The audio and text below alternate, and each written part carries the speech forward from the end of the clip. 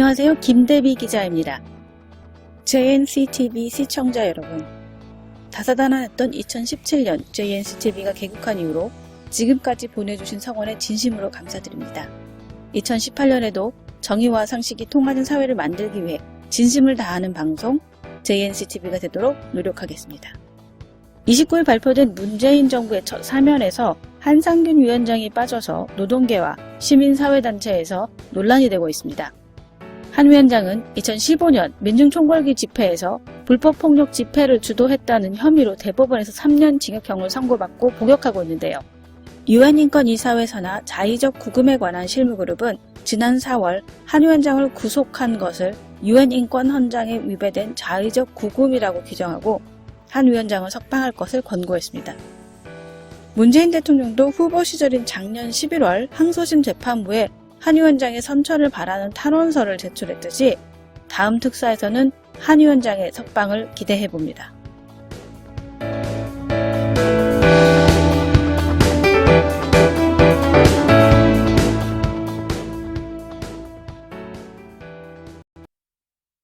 이번 주 해외 소식입니다. 12월 23일 지난 토요일 영국 런던 트라팔가 광장에서 한반도와 전 세계의 평화를 염원하는 평화 집회가 오후 2시 반부터 2시간 동안 있었습니다. 지난 9일에 이어 12월에 열린 두 번째 평화 집회였습니다. 한반도 평화를 기원하는 모임이 주최한 한반도 평화대회 12.23은 서울과 영국 런던 외에도 미국, 캐나다, 독일, 프랑스, 태국, 베트남 등 세계 각지에서 열렸습니다. 런던 집회에는 교민과 현지인 등 15여 명이 참석한 가운데 진행되었으며 평화의 크리스마스 트리를 평화의 메시지로 장식하는 퍼포먼스에 일반인들의 참여를 독려하기도 했습니다. 날이 어둑해지자 준비해온 촛불을 들었고 참가자 중에 한 분인 스님은 직접 준비해온 평화의 염원을 담은 작은 연등을 들기도 했습니다. 또한 지나가던 경찰이 자진해서 단체 사진을 찍어주겠다고 나서기도 해 평화를 염원하는 이들에게 격려가 되기도 했습니다. 파리에서도 23일 오후 2시부터 4시까지 숀드마스 평화의 벽에서 파리 평화재단을 주축으로 정토회, 원불교, 한불친선협회, 르무몽 들라페 회원 등 30여 명이 모여 한반도 평화기원 집회를 가졌습니다. 집회에서는 한국어, 불어, 영어로 평화를 위한 대화촉구 성명서를 낭독했으며 샹드마스 광장을 행진하기도 했습니다. 성명서에서 이들은 2018년 평창 올림픽이 분쟁과 테러에 신음하는 세계 시민들에게 희망의 올림픽, 평화의 축제가 될 수 있도록 전 세계 시민들이 한 목소리로 Peace in Korea, Peace in the World를 외쳐달라고 요구하기도 했습니다. 또한 미국의 트럼프 대통령에게는 경제 제재와 군사 옵션을 배제하고 북한과의 조건 없는 대화를 시작할 것을 요구했습니다. 지금까지 해외 소식이었습니다. JNCTV에서는 여러분의 후원을 기다리고 있습니다. 화면에 나가고 있는 후원 정보로 여러분들의 정성과 관심을 보내주시면 유익한 방송을 만드는데 귀하게 사용하겠습니다. 그리고 전 세계에 계신 분들의 광고 의뢰도 받고 있습니다. 자세한 광고 문구는 JNCTV 이메일 jnctv2017@gmail.com으로 문의하시기 바랍니다.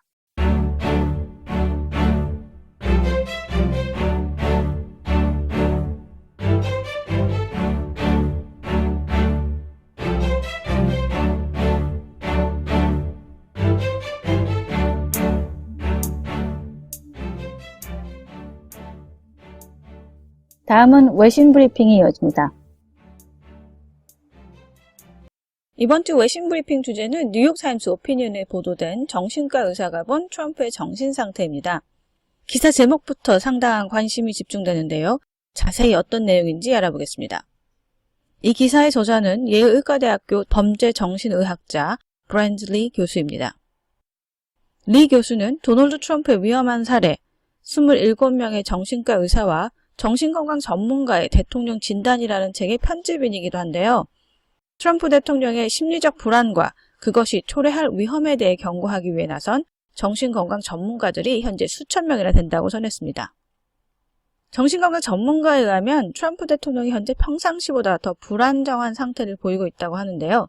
대상기능 장애의 패턴으로는 현실감각 상실 증가, 불안정의 뚜렷한 징후, 예측할 수 없는 행동, 대처 수단을 찾을 때 폭력에 이끌리는 현상 등이라고 설명하면서 이러한 패턴들이 현재 트럼프 대통령 행동에서 찾을 수 있다고 합니다. 이는 미국과 세계를 극단적인 위험에 빠뜨릴 수 있습니다. 보통 정신건강 전문가들은 위험수에 있는 사람들을 대상으로 일반적인 치료법인 격리, 무기 접근 가능성 차단, 그리고 긴급검사 등을 진행하는데요.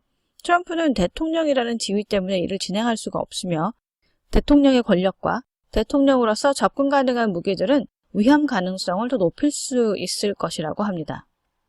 브랜들리 교수와 뜻을 같이 하는 정신건강 전문가들은 미국 국회의원들과 자국민에게 트럼프 대통령의 긴급 검사를 촉구했습니다.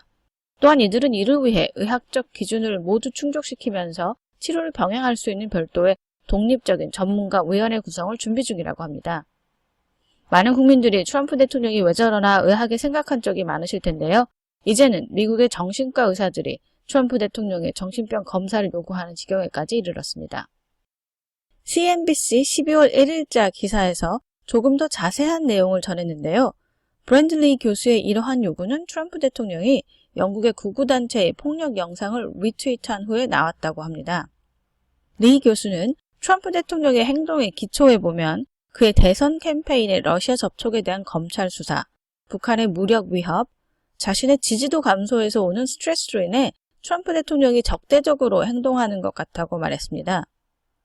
CNBC가 리 교수의 발언에 대해 백악관에 문의했지만 답변이 없었다고 합니다. 현재 38도 캠페인 온라인 사이트에는 트위터에서 트럼프를 삭제해달라는 온라인 청원이 진행 중이며 지금 현재 9,500명 가까운 사람이 온라인 서명을 했습니다. 전문가들이 트럼프의 정신건강 문제를 심각하게 우려하는 상황까지 온 지금 과연 한 나라의 지도자 역할을 수행할 자질이 있는지 검증이 필요해 보입니다.